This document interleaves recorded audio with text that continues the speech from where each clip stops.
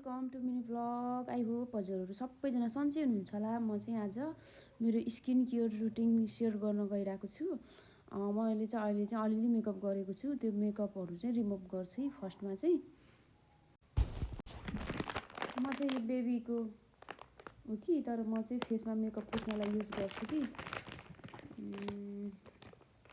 यहाँबाट एउटा लिन्छु अनि एउटा लिएर मजाले पुस्छु। यो मेरो आइब्रो चाहिँ मैले माइक्रो ब्लेडिङ गरेर बनाएको कि, त्यही भएर यो कोरेको जस्तो देखिन्छ। 5-6 वर्ष पहिला बनाएको हो यो मैले चाहिँ। अनि सबै पुछिसक्छु। फेस पुछिसकेँ। अब चाहिँ म यो ब्राइटनिङ फेस वासले चाहिँ फेस सफा गर्छु।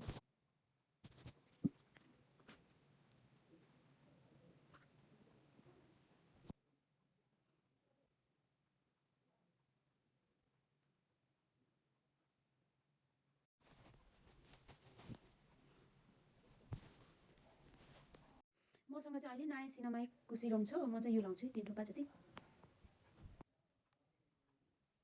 यहाँ 1 थोपा लाउने, यहाँ 1 थोपा। धेरै लाउनु सकिन्न नि त, महँगो छ यो, त्यही भएर म चाहिँ धेरै लाउँछु। भन्नाले धेरै लाउँदैन, थोरै ठिकै लाउँछु।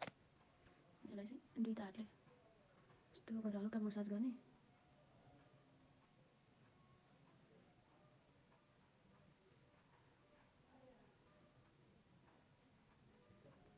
अब चाहिँ म यसलाई 1 मिनट छोड्छु। फेसमा अब्जर्भ हुनको लागि टाइम लाग्छ नि त थोरै। अनि त्यसपछि चाहिँ म मोइस्चराइजर लाउँछु। मसँग चाहिँ यो डट एन्ड कीको मोइस्चराइजर छ। म चाहिँ यो युज गर्छु, राम्रो नि छ। त्यही भएर मैले चाहिँ यही युज गर्ने गरेको छु।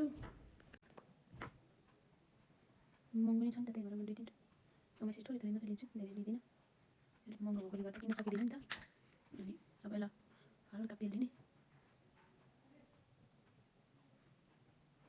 हल्का हल्का। अनि म चाहिँ यति गरेपछि झलक्कै छोडिदिन्छु।